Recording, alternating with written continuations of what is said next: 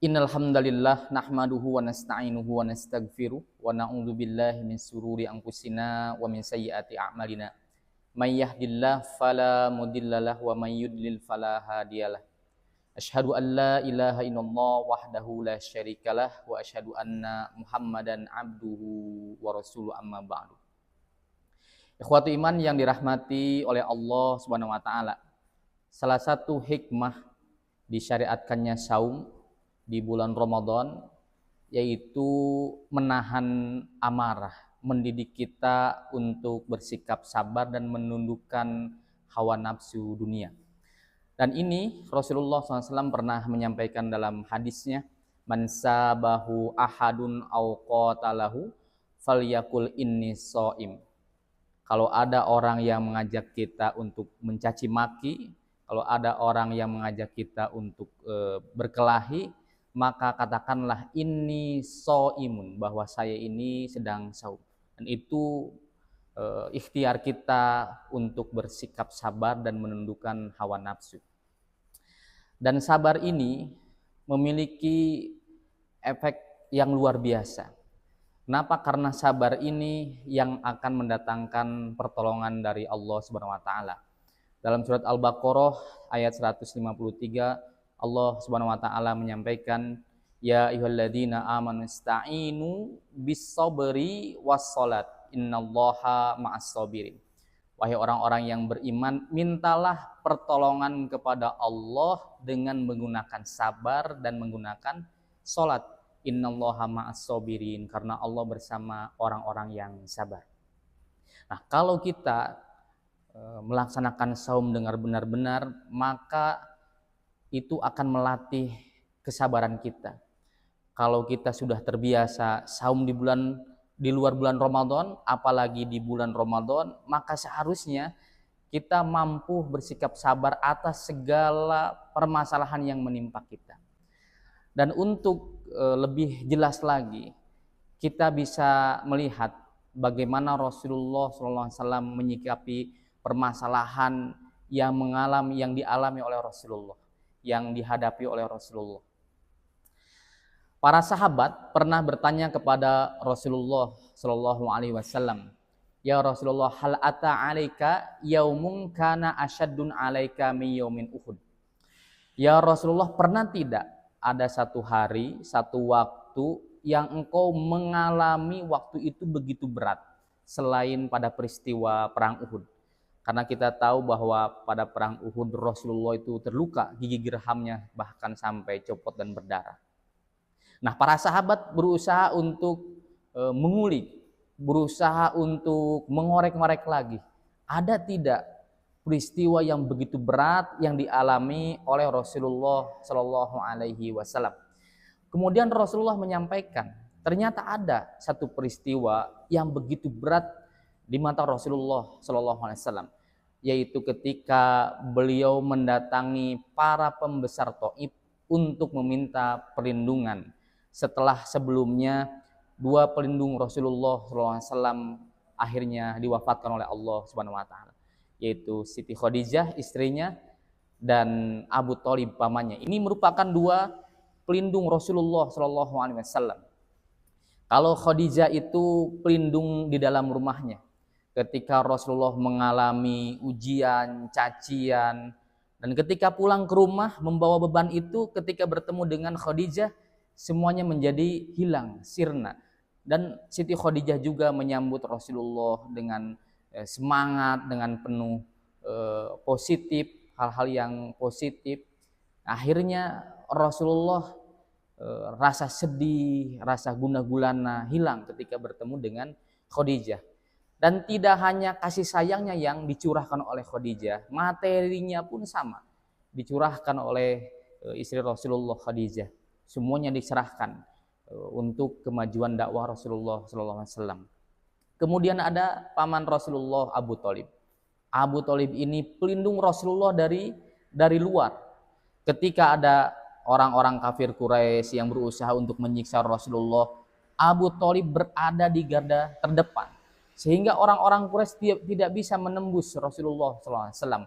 Bahkan saking pesimisnya mereka, Akhirnya mereka datang kepada Abu Thalib untuk menawarkan tukar, bahwa Muhammad ini ditukar dengan pria yang lain yang lebih tampan, yang lebih kaya. Tapi Abu Thalib tetap menolaknya.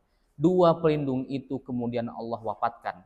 Allah berusaha untuk mentarbiyah Rasulullah bahwa Allahu As-Samad, Allah tempat bergantung. Rasulullah tidak boleh bergantung kepada makhluk. Ibnu Hisham dalam sirahnya, dalam buku sirahnya, itu menyebutkan pasca meninggalnya Abu Thalib, kemudian Siti Khadijah di tahun 10 kenabian, itu Rasulullah mengalami gangguan yang luar biasa besar. Tingkat gangguannya semakin tinggi. Rasulullah diludahi, Rasulullah kepalanya diinjak, Rasulullah rambutnya dilempar kotoran.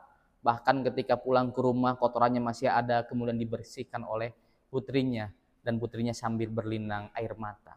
Dalam kondisi itu Rasulullah berusaha untuk mencari perlindungan keluar, dan daerah yang terdekat adalah Thaif. Ketika datang Rasulullah menemui 3 pembesar Thaif, yaitu Abdu Yalail, kemudian Mas'ud dan Habib. Ketiga orang ini saudara semuanya. Rasulullah berusaha untuk meminta perlindungan kepada mereka, tapi ternyata Rasulullah ditolak mentah-mentah. Bahkan ada pernyataan yang menyakitkan hati Rasulullah SAW, yaitu amma wajadallahu ahadan yursiluhu geroka. Apakah tidak ada orang lain yang diutus menjadi seorang Rasul selain dirimu? Itu luar biasa, perkataan yang menyakiti Rasulullah SAW.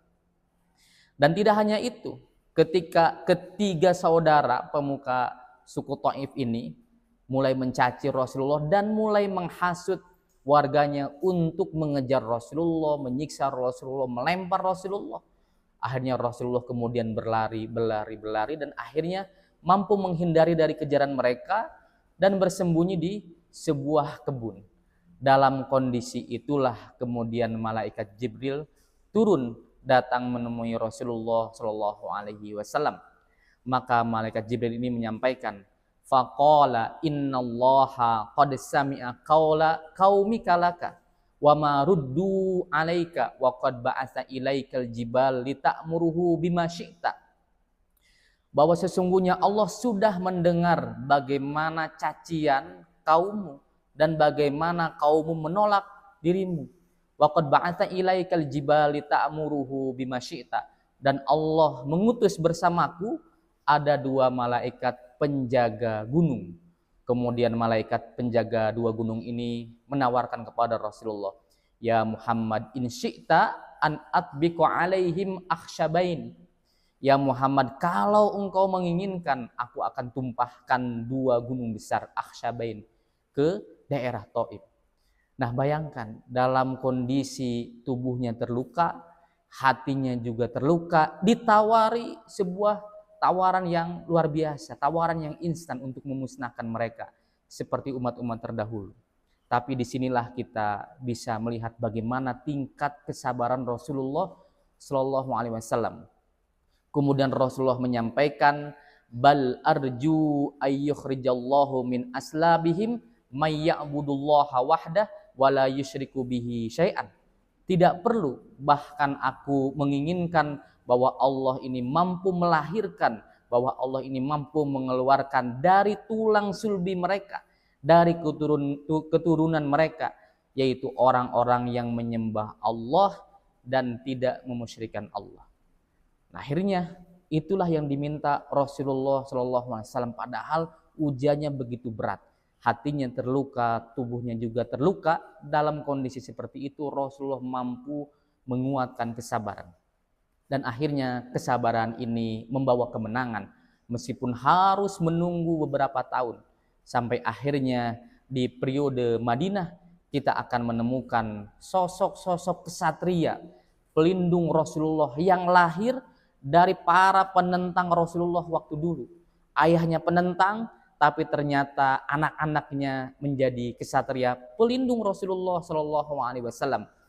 Ada Mughirah bin Syu'bah, kemudian ada juga Ikrimah bin Abu Jahal. Abu Jahal ini luar biasa pengganggu Rasulullah, tapi ternyata anaknya menjadi pelindung Rasulullah, masuk Islam dan menjadi pelindung Rasulullah SAW, yaitu Ikrimah. Kemudian ada Walid bin Mughirah, ini luar biasa bagaimana mengganggunya Rasulullah SAW, tapi ternyata anaknya mampu menjadi kesatria, yaitu Khalid bin Walid. Kemudian ada As bin Wa'il, ini anaknya juga menjadi kesatria, yaitu Amr bin As. Dan para sahabat yang lainnya yang lahir dari orang tua yang menentang Rasulullah, menyiksa Rasulullah, tapi dengan kesabaran akhirnya Rasulullah mampu menunggu itu, mampu melalui itu, dan muncullah anak-anak dari mereka, anak-anak yang menjadi pelindung Rasulullah Shallallahu Alaihi Wasallam. Ikhwati iman yang dirahmati oleh Allah Subhanahu Wa Taala, jadikan momen Ramadan ini, saum Ramadan ini melatih kesabaran kita, sehingga kita terbiasa menikmati berbagai macam ujian yang sudah Allah berikan, yang sudah Allah siapkan selama kita hidup di dunia ini. Dan kita jadikan ujian itu sebagai tantangan kita untuk lebih bersabar, karena dalam ujian itu terdapat pahala yang luar biasa besar. Itu saja yang dapat saya sampaikan, mudah-mudahan bermanfaat. Rabbana atina fid dunya hasanah wa fil akhirati hasanah wa qina azabannar. Wassalamualaikum warahmatullahi wabarakatuh.